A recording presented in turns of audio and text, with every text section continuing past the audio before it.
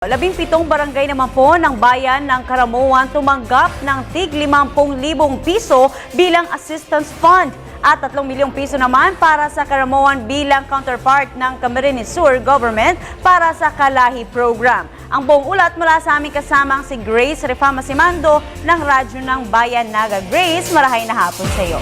Maray na hapon, Princess. 3 milyong piso ang pinakawalan ng Camarines Sur Provincial Government bilang counterpart para sa pagpapatupad ng Kalahi programs ng Bayan ng Karamuan. Malaking tulong ito upang makapagpagawa ng mga farm-to-market roads, pagpapaayos ng pantalan at irigasyon. At mapalad ding nabigyan ng tagli 50,000 piso ang 17 barangays ng Karamuan bilang Barangay Assistance Fund. Ipinahayag ni Governor Mix Villafuerte na ang nalalabing 20 barangays pa ay agad ding mabibigyan ng pondo.